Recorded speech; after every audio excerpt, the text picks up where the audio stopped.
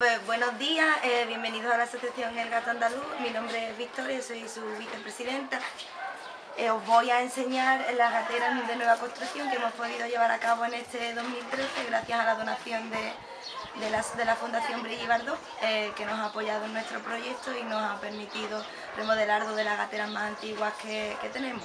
Si queréis podéis entrar y ver. Hemos cambiado de chapa a ladrillo,